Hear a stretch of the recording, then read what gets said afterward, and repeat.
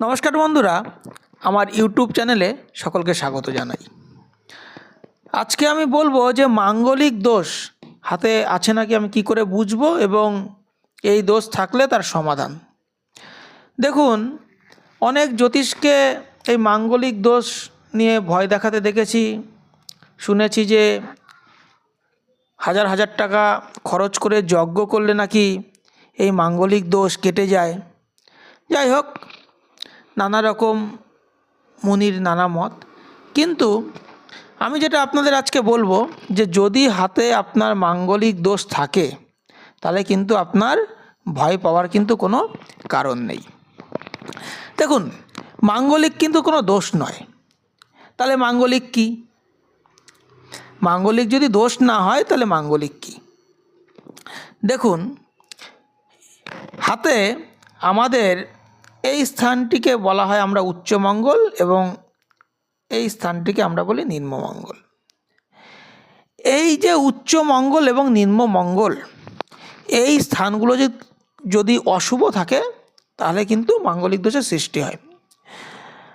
আমরা প্রথম জেনে নিই যে হাতে আমরা মাঙ্গলিক দোষ কী করে বুঝব। প্রথমে আমি বললাম যে মাঙ্গলিক দোষ কোনো দোষ নয়।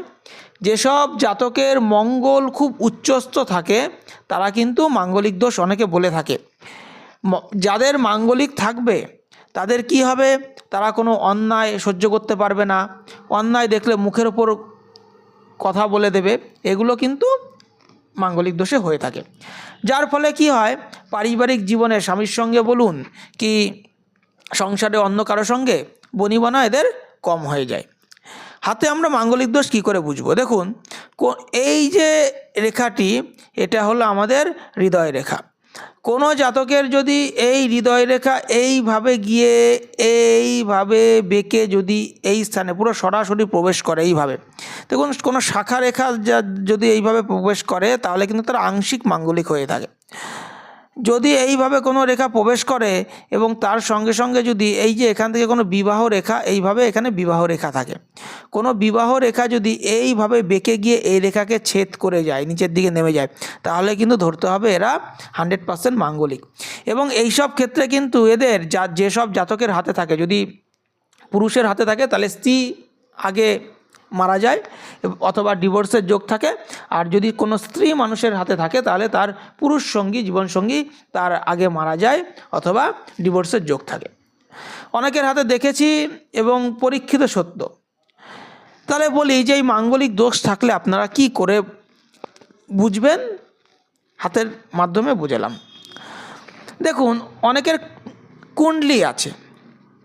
আপনাদের কুণ্ডলিতে যদি লগ্নে মঙ্গল, চতুর্থে মঙ্গল, সপ্তমে মঙ্গল, অষ্টমে মঙ্গল এবং দ্বাদশে মঙ্গল যদি থাকে, এই ঘরগুলোতে যদি আপনাদের মঙ্গল অবস্থান করে তাহলে বুঝতে হবে যে আপনারা মাঙ্গলিক।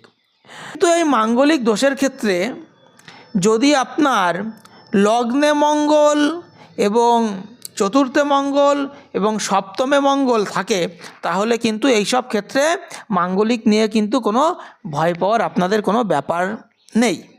এইগুলো আপনার একটু বজরংবলীর পূজা করুন, হনুমান চল্লিশা পাঠ করুন। হ্যাঁ, আপনাদের এই সব সমস্যায় কিন্তু আপনাদের যে মাঙ্গলিক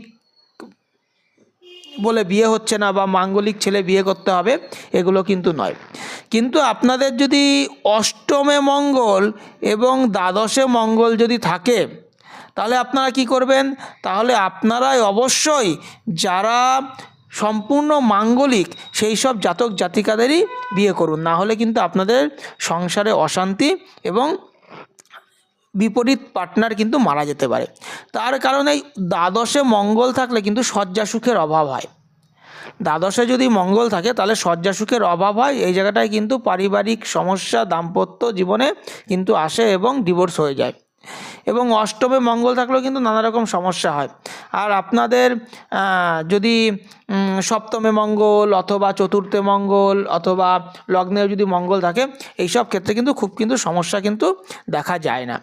তাহলে অনেক জ্যোতিষকে বলতে দেখেছি যে আমি 25,000 টাকা লাগবে, 50,000 টাকা লাগবে, 5 মণ বেল কাঠ পুড়িয়ে যজ্ঞ করে দেব। আদৌ কি এগুলো হয়? দেখুন, আপনি যে জিনিসটা নিয়ে জন্মগ্রহণ করেছেন সেই জিনিসটাকে কি আপনি কাটাতে পারেন? কোনো জ্যোতিষ পারবে আপনার হাতের এই রেখাটাকে চেঞ্জ করে দিতে? এই রেখাটাকে কোনোদিন চেঞ্জ করে দিতে? আপনি যে জিনিস নিয়ে জন্মগ্রহণ করেছেন সেটি কিন্তু কোনোদিন কাটানো যায় না। আপনি আধ্যাত্মিক পথে থাকুন এবং আপনার কুষ্টিতে বা জন্মছকে যদি মাঙ্গলিক দোষ থাকে, যদি আমি বলছি মাঙ্গলিক কোনো দোষ নয়, যদি আপনার লগ্ন চতুর্থ এবং সপ্তম ঘরে যদি আপনার মঙ্গল থাকে, তাহলে আপনারা যে কোনো পুরুষকে বা মহিলাকে বিয়ে করতে পারেন এবং তারা আধ্যাত্মিক পথে থাকবেন, কোনো রকম কিন্তু সমস্যা হবে না। কিন্তু আপনার অষ্টম এবং